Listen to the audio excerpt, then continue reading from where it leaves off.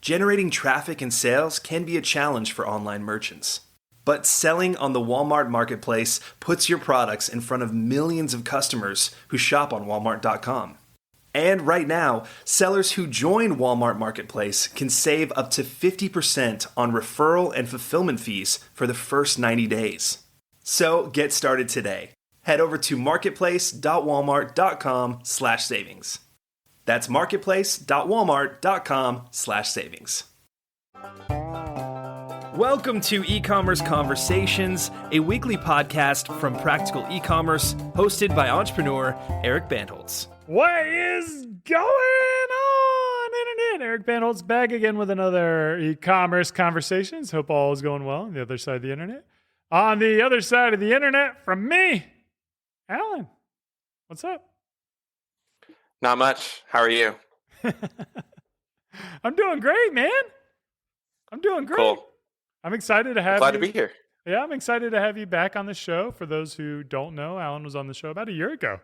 Yeah, sounds about right. I think this will be my third time on the show now. Last E-Commerce Fuel, we met up in the hotel room and recorded one on the spot. That's right. Yeah, if I remember right, I was getting ready to take a nap, and then you just snatched me out of the hallway and begged for an interview.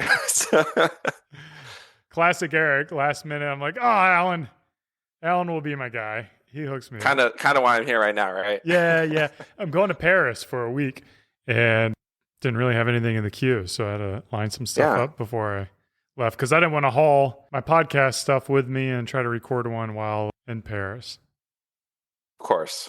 But we wanted to talk about something different that I think is a really interesting topic for a lot of entrepreneurs. And it's points, man. And you are the points guy. Sort of. In my okay. mind. You're the guy who knows more than anyone else. There are definitely people who know more than me. But amongst like the e-commerce crew that we hang around, I'm definitely like the most into it. So I don't know everything. Definitely not an expert, but I'm like pretty good. I'm pretty well versed in this. It's been like almost 10 years now that I've been paying attention to points and miles and trying to figure out how to stay out of economy, especially like on international travel. And so I do get a lot of people that come to me asking for tips, and happy to try and help because I know how meaningful it is to be able to lay flat on a business seat when you're on your way to meet suppliers in Asia or whatever. So for reference, Alan sent me over some show notes before we hit record. For about $1,800 of ad spend, you could get a Dallas to Orlando to TPE. I don't even know what that is. Dallas to Chicago, so ORD. Yeah. And then TPE is Taipei, and then HKG for Hong Kong. So Dallas to Hong Kong. Yeah, Dallas to Hong Kong. With a couple of, is it normally you have to take that many stops to go to Hong Kong? 2 stops? Prior to COVID, no, not at all. So they actually had a direct flight from Dallas to Hong Kong on American Airlines. But then COVID killed a ton of routes. And it's been hard ever since just to get back to Asia, specifically because a lot of the flights direct between the US and China, I think we're only operating at like roughly 40% of the capacity that we were prior to COVID. And so that has jacked up the price of cash tickets to Asia because everyone's routing through other countries now. And then also it's made it a lot harder to book on points. And so, yeah, especially with April, because that's when all the trade shows are. So everyone is trying to use their points to fly to Asia for the trade shows. And that just makes it harder for everyone else to book. Yeah. So the math on this, you have 18,000 in ad spend, which for a lot of people, it could be like a week's worth of ad spend. Yeah. And then this is using a Amex card that you get 4x spend. The Amex Business Gold card. Yep. And then basically, I'm not going to go into all the details because I'll let you do that. But basically, if you compare that to a 2% cashback card, that would have gotten you $365. Or you do the strategy that Alan's doing and you get a $3,000 plane ticket. Yep, exactly. And so if you have any desire to travel, whether for business or personal, and you're willing to learn a couple of the rules for like how to redeem those points, then yeah, you could lay flat business class from the US to Asia, or you could get just under $400 in cash. Yeah, and obviously tricks there. Like you need to be a little bit flexible, ideally. But Yeah. So let's address those trade-offs. So trade-off number one, you have to kind of book around the cheapest ticket, right? How do you mean? I don't think I understand. Well, I mean, you already said it, so I think I just made it complicated, but you just have to be flexible with your schedule. It's not like these are the flights that are constantly available. They're always this price, right? Got it. So the flexibility comes from a number of things, right? The flexibility comes from, it might be what time you fly out of. So the exact same flight, might be happening in the morning or at night, but the one in the morning is half price or something like that on points. Or you might want to be flexible in like your final destination. So like if you're really trying to get to Barcelona in the summer, there might not be something available that gets you the whole way there. But if you're happy with ending up in Madrid or Paris, there might be something there that's just a fraction of the price of trying to get to Barcelona. And so the flexibility would definitely help open up the possibilities. So let's give our listeners a quick rundown to what is the strategy like? What is the 35,000 foot view? How do you get a $3,000 ticket for effectively $365? There are a few things that go into this, but at the high level, airlines, they sell plane tickets, right? And you can pay cash for those tickets, and you can just go to Google Flights or like go to the airline's website and book it that way. But then they have these loyalty programs, like American has the Advantage program, United has Mileage Plus, Air France has Flying Blue. They have these loyalty programs, right? And you can rack up airline miles, and then you can redeem those miles for airline tickets.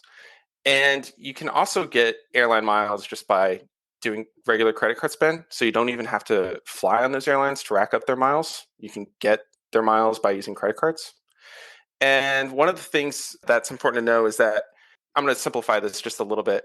You have anytime awards. So anytime awards are like you pick the exact flight that you want on the exact date that you want, and then they're going to quote you a price. And typically it's going to be really, really expensive. So like it might be 200,000 United points to get from New York to Japan, from New York to Tokyo, or from New York to Hong Kong or something like that. It would be 200,000 points. But they have these things called Saver Awards. And so on many flights, they will designate like a small percentage of seats. So it might be like 2 business class seats, or it might be 4 premium economy, or 2 first class seats if the airline has first class.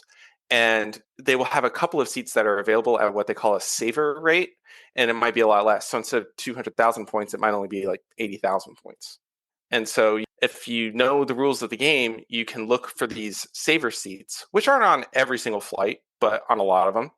And you can book these awards at a fraction of the price that they would normally cost for like an anytime award. So why do these airlines have these saver rates? Like it seems like they're just giving away stuff for free. Is it more promotional? Is it like to win customers? Like what is their strategy behind it? You got me. I have no idea. I sometimes wonder that, like, if they can, there are so many people who don't know about these saver seats that kind of makes me wonder why they offer them at all. But I'm not sure. I'm going to have to look it up after the show and we'll figure out why. So you just know you're finding one of these saver seats because it's basically around 80,000 points for a business class style seat or better.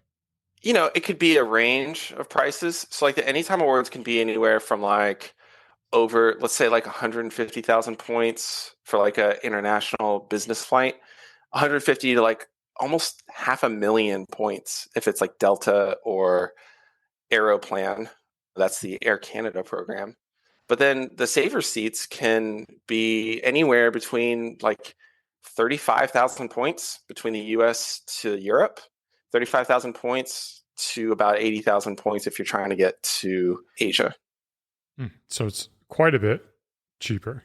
So the first thing is like your strategy needs to be, what are the cards that you're carrying? Like, do you have to play this game where you have to like every month you get a new card and you get 1,000 or 20,000 bonus miles and then you use that card and then you switch to the next one? Is that something that people have to do? Or can you basically stick to like 1 or 2 core cards and be effective that way too? This is why it's great for entrepreneurs, is because you don't have to play that game if you don't want to. of signing up for cards, getting the big sign up offer, and then canceling it and switching between all these different cards to max out the number of points. That's what somebody with like a normal 9 to 5 job might do, because they don't spend the amount of money necessary to like facilitate the whole redeeming points for miles, right? And so they get these big sign up bonuses, they cancel cards, they sign up for cards, they're checking their credit report, all of that.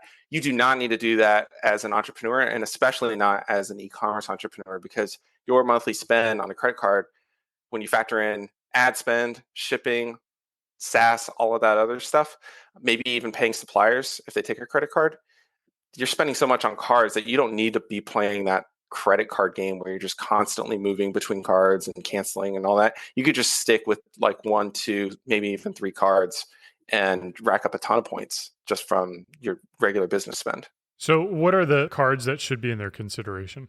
There are a few for e-commerce entrepreneurs in particular. The Amex Business Gold Card is probably considered the best one. So they recently tweaked that card. I think it only went to effect like last month. But for the longest time, for the last decade, really, it was 4 points on your online advertising and 4 points on shipping. That was the big thing for anyone who did online advertising or shipped physical products. You could just rack up points like crazy. They recently tweaked that card. So this year, instead of 4x on shipping, that's gone. But they did add 4x on software and cloud computing. And so we're only starting to figure out all the different stuff that is qualified for 4 points for every dollar that you spend. But I did take a look at my card before we hopped on. I do know that Klaviyo and ClickUp are getting the 4x.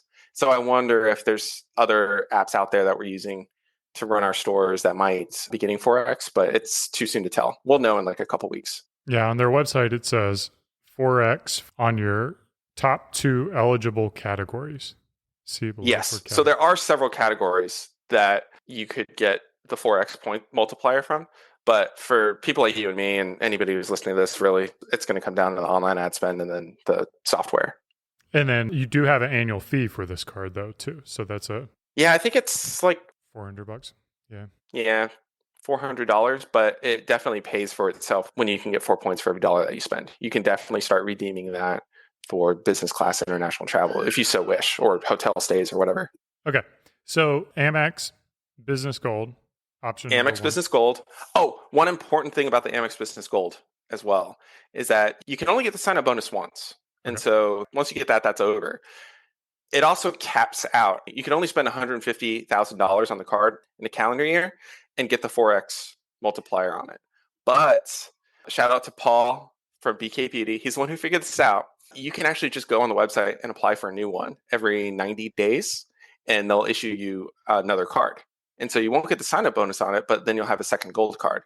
And so I know several people now that have between 6 to 10 Amex Business Gold cards. And so once they hit the $150,000 cap, they just move to the next card and start earning 4 points for every dollar on that. So to me, like, this is the biggest like disincentive, is like having a whole wallet full of all these credit cards that you got to keep track of. Do they just like shred it after they're done with it? Is that the plan, or? No, keep the card. Yeah, keep the card. I mean, use a tool like 1Password. That's, you can keep all your credit cards in there, and then you just move from one to the other. So I have Amex Gold 1, Amex Gold 2, Amex Gold 3.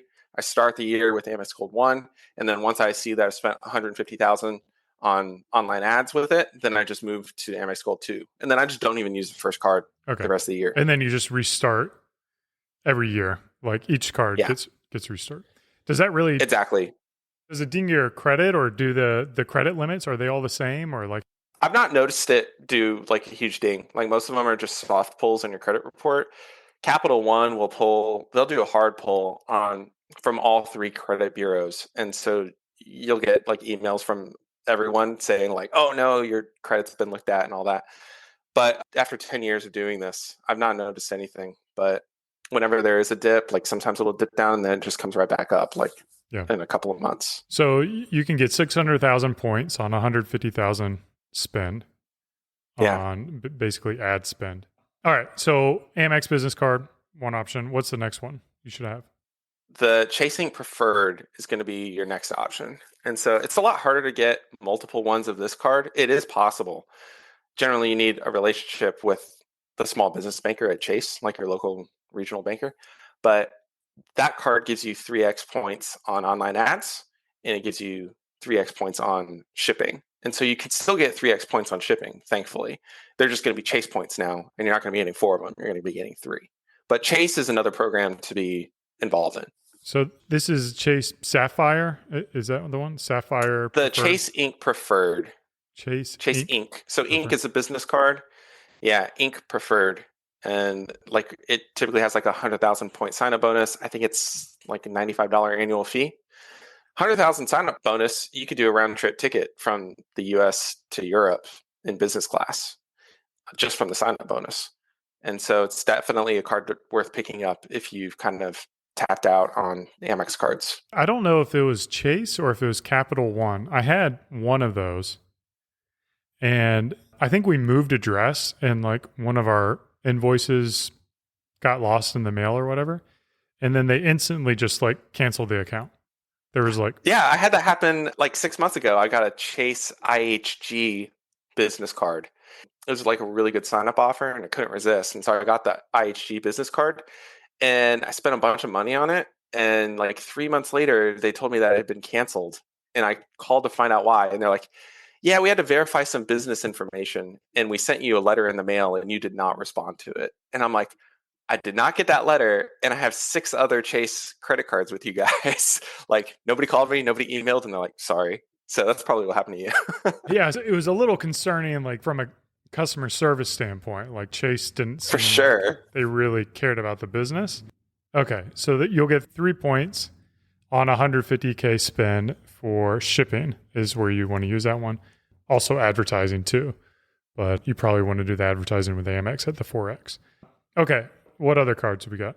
Or are those the two that... So that's kind of like your bread and butter Okay. for running an online store. Now, there's some other cards as well. I probably should have pulled the notes up before we started this. So you might want to consider looking at a hotel card for the loyalty reasons. So like I have platinum status with Marriott Bonvoy in particular, because there's just a lot of Marriotts around. They give you 4 p.m. checkout. You can get upgraded to suites. Sometimes you have to ask, like they won't do it automatically.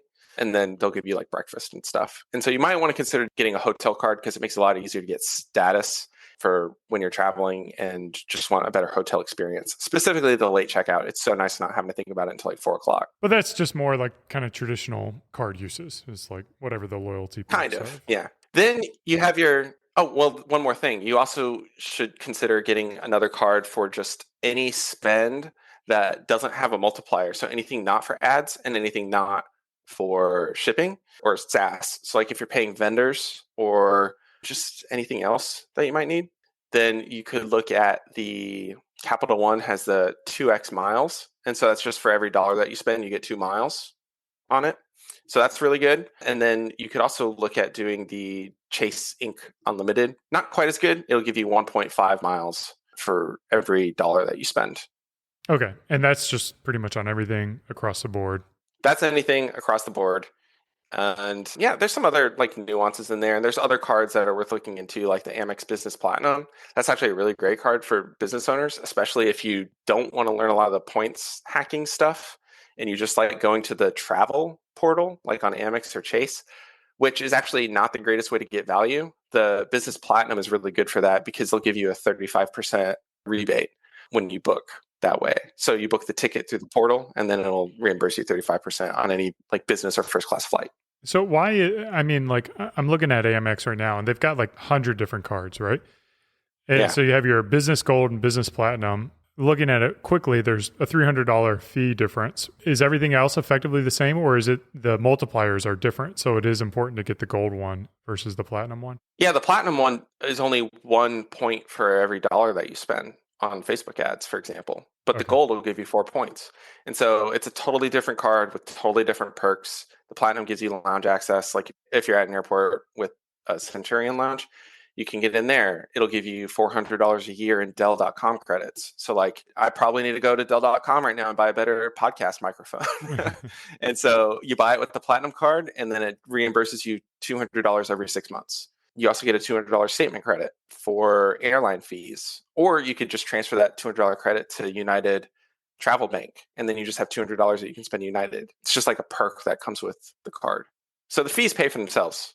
Okay. So you're getting all these points on these different cards. Is like 1,000 points on Amex the same as 1,000 points on Chase? Kind Like, of, I guess. Because effectively, you don't use them in the credit card's travel portal. Like you transfer them all out, right? So ideally, most people that I talk to that are coming to look for my advice and stuff, they are typically just booking through the travel portal because it's easy and because that's what they want you to do. That's what Chase and Amex want you to do because you get the worst value that way. If you learn some of these rules about taking your Amex points and then transferring to airlines or transferring to hotels even, if you transfer to airlines instead, then you can get tremendous value that way. But you don't want to transfer to airlines unless you have a clear goal because the transfers are only one way. And so if you move a bunch of points from, let's say that you know that you can get a much better deal if you were to book directly on the Air France website and you transfer your Amex points to Air France, they're stuck in Air France. If there wasn't a flight that was available that you already found, then you're in big trouble because now they're locked in and you're going to have to wait until you can book that flight. So you have to have an account with Air France, though, right? How do you initiate a transfer? Is it through your Amex card? So what you want to do is you'll want to open up a loyalty account with the major airlines. And I can give you a list of them. I used to help people with this, and so I have lots of notes on it. Basically, go open up a Flying Blue account. Go open up an American Advantage account or a Life Miles account with Avianca or United.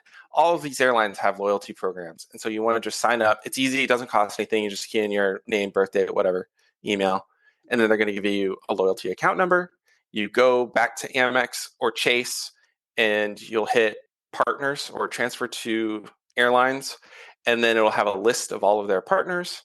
And then you'll just select one. So like Air Canada Aeroplan, you click on it, and then you just need to sync once. So you give it your account number and name. It's going to sync the accounts, and then you can move Amex or Chase points to the loyalty program. And they typically have a requirement that you do it in 1,000 point increments. So you can't move 500 points over, but you can move 1,000 over. Okay. So you're effectively doing that. I guess you just have that set up once. And then you find the plane ticket. Where are you searching for these plane tickets by point cost? Are you using Google Flights for that, or are you using a different tool? Up until about a year ago, we didn't have any good tools for figuring out what seats were available at all. You really had to have like 10 different websites loaded, like the loyalty websites, and do searches on there. And a lot of times they made it so hard to do. You would actually have to like load 10 websites, do multiple searches using different cities and dates. They might make you look one day at a time. Some websites will let you look like 30 days in advance or something like that. Give you like a 30-day view and you can see what's available. Other airlines will only show you what's available on that one day that you selected. And then you got to hit next and then wait for that to load. And it could take ages. And somebody came up with a tool. I don't know the guy's name, but there's a tool now that I absolutely love. And I start almost all my searches there just because if it works, then it works and you're done. If it doesn't, then you're kind of going back to square one. But seats.aero is my new favorite tool, seats.aero. It's a tool. You have a free version, but the paid version is like $10 a month, and it's totally worth it, in my opinion. And basically, they just have like a bot, and it just crawls all the websites that the airlines have set up, and it will find the availability, like what's actually available at that saver level, and what date is it on, how many seats are available, how much are the fees, and then how do you book it. It'll explain all of that right there. But it's not perfect, doesn't include every airline. I noticed it misses a lot of stuff. And then also they're currently being sued by Air Canada. Oh, no. Yeah, Air Canada is suing them right now. And I don't even know if it's going to last. Like next year it might look totally different. But as of right now, it works really, really well. And Air Canada is trying to get it banned because they're claiming that it's like a resource hog. Like it's just using up a ton of, what do you want to say? Like it's just constantly crawling their like website. a And they hate that. Yeah, I guess. I don't know. They don't like it. I think the main reason they don't like it is because it makes it really easy for people to find availability, whereas previously only somebody like me would be able to find it because, I have no life and I'm willing to do all these searches online and find that needle in a haystack kind of thing. And these guys are just making it really easy. Okay. So this is pretty cool. Seats Arrow. I'm on it now, kind of looking, and it just lists everything in terms of miles. And the way that works is it scans the most popular routes. Yeah, it scans the most popular routes that are requested like every hour or so. And it will tell you like when the flight takes off, how many seats are available, and then it gives you the options on like how to book it. And then how do I tell like cool. what level this is? If it's like economy or business class or... Oh yeah, if you do a search, so they have a bunch of different filters. So if you want to do your own search, then you can key in. Typically people would do like the cities and then what date you're trying to do.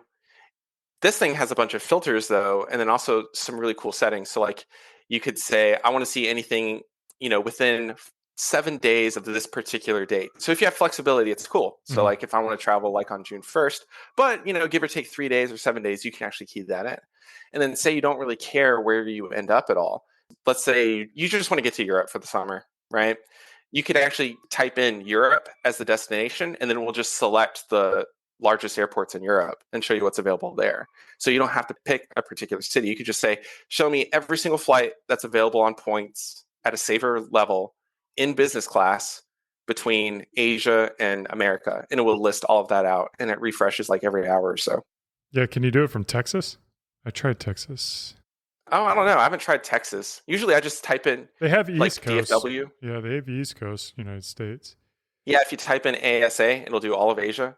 And then, but you can also do multiple cities. So if you want to do a search originating from Texas, you could just type in DFW, comma, IAH for Houston, comma, AUS for Austin, and it will do searches for all three of those cities. So if you're like a total vagabond, this is like the best thing ever. Like, here we go. It's amazing. On Virgin from Washington to London, a business class, 47,000 points. Next 47,000 points, but if hover over it and tell me how much the taxes are. Plus $982. Way too much money, right? Yeah, okay. And so there are numerous tricks here that ideally people will be aware of, which is like, if you're flying to London, the fees are just outrageous. If you're flying to Manchester, not so much. It might be like $100 in fees, but London, suddenly it's like $900. Yeah, Madrid. There's all sorts of weird little rules like that. Yeah, so these fees, like, what are these fees then? They're just booking fees or whatever. Yeah, they're typically airline fuel surcharges. In the points hacking community, it's also known as YQ, is like the shorthand for it. But these airlines will pass on fuel surcharges. And so ideally, you would book a ticket with an airline whose program does not pass along fuel surcharges. So, for example, if you, let me think. Here we go. What's an easy way of saying it? JFK to Frankfurt, 55,000 points on Alaska for $48. For $48? And 55,000 points. Yeah, so they're not passing on the fuel surcharges. Alaska doesn't do that. Yeah. United doesn't do it. Air Canada doesn't do it, but some of them do. All Nippon Airways passes on fuel surcharges. But you said like one of these problems is like getting one ticket, no problem. But if you're flying with your family, then does it get challenging? It's definitely more challenging if you want to take like a family of 5 or something like that. So there's a guy near Atlanta that you and I both know in Ecommerce Fuel, and he wanted to go to Europe for the summer with his kids, but it's a family of either 5 or 6, I can't recall. And it was a little bit tricky to find 5 or 6 business class seats for this guy. We made it happen, but it was definitely a lot harder than if it were just one person that needed to go. And so all I was saying in that note is if you just want one ticket, one business class ticket, brilliant. It doesn't get any easier. But if you suddenly need to take a family of 6 and you have kids in school, like in public school, and you can only go during winter break or spring break or summer, you're in big trouble because that's just not going to happen. Yeah. So you could get lost on this, like if you're a vagabond, like you can just, oh yeah, now I can go to, like I just found one. Oh yeah, absolutely. Charlotte to London, 57,000 points, $18. Yeah, probably on American, right? Well, it says Alaska, but Underneath it does. Alaska's an American partner. Okay. Yeah. It's just crazy, man. Yeah, you could do some really crazy stuff too. Like if you just want to do the nomadic lifestyle or whatever, Aeroplan, that's the Air Canada loyalty program. Yeah, so what is That's going to be your bread Aeroplan? and butter. Aeroplan is the loyalty program for Air Canada, and it's one of the best programs that's out there right now, in my opinion, because they show all of the Star Alliance partners. So there's a couple things to explain. So a lot of people think that if you have American Airlines points or miles, then you can only book it on American Airlines, and that's not true. You can book on the One World partners. So American Airlines is an alliance called One World, and they have a lot of different partners like Cathay Pacific, Japan Airlines, Alaska's in it, Finnair. And so you could book flights on all of those airlines. They're not exclusive to flying on American Airlines metal. That same thing goes for the other airlines. So Air Canada is in the Star Alliance, as is United, and you could book tickets on their respective websites, and you don't have to have a single flight on United to use United points. Air Canada, Aeroplan, back to your point, it's a great program. And so the rates, it's very affordable business class for the most part. So you're looking at between like 60 to 88,000 points to fly to either like Europe or Asia in business class. The website is great. It shows the availability of all their partners. Can't say the same for a lot of the other programs that are out there. It's fast to book it. So you could just do the search, book it easily. And then also the routing is pretty sick. So like for 5,000 points, you could book stopovers. So like you could book a single award ticket from, say you want to go from the US to Europe, and then a little further east Europe, and then Asia. You could get it all on the same ticket and include a stopover at each city for only 5,000 points. So you're effectively booking just one ticket, and you might get like 3, 4, 5 different cities out of it. So you're booking it through aircanada.com, but they're using United, Yeah. they're using SAS, they're using Air Swiss, Singapore Airlines, yeah. Yeah, just all these different ANA. airlines to help it make it happen. Yes. But the dashboard that you use is aircanada.com. Yes. And some of these airlines, if you were to book like on United, they're not going to let you have these stopovers. They want to get you to your final destination. That's it. But Air Canada is like, oh yeah, stop, as many times as you want, really. And if you want to fly to Paris and then just chill there for 60 days or whatever, and then move on. I don't know if you could do 60 days. I'm not sure what the limit is, but yeah. And then just move on to another city after that. Then they're totally cool with it. Also, if you have little kids, specifically under the age of 2, then they get to ride with you. They won't have their own seat, but there'll be a lap kid, and it costs 10% of whatever the cash fare is. So if it were like, say it's like a really expensive $5,000 ticket on Singapore business class, then they would only charge $500 for the kid to sit in your lap. Do you have like a URL or a website where you can just like download all these resources? Like you sent me this Notion site, which I think is a great resource. Is that something you can share with the listeners? Oh yeah, definitely. I should really just have it like on my website because I have so many people ask me about this stuff. I never had a resource for it. And so, yeah, I can give it to you. You can put it up on the podcast website, or I'll stick it up on my personal website too. Yeah. And we'll find a way to link it to We'll follow Alan on Twitter. What's your Twitter handle? Allen, Allen, third, THIRD. Got to find a better way. Got to find a better handle, man. But yeah, Allen third is my Twitter handle. Can you like tweet out a link to the resources and pin it? So yeah, they definitely. Come to your Twitter page and then.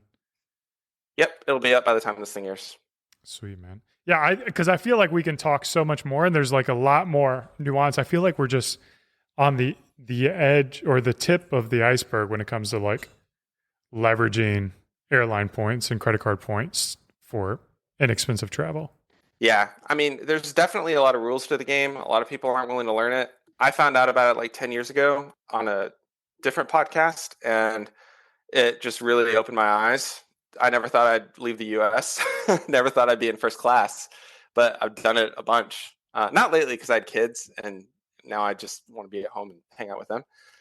But being able to arrive rested in Hong Kong and work the trade shows and meet your suppliers, like I'm not sure I would have done that if the points thing weren't around.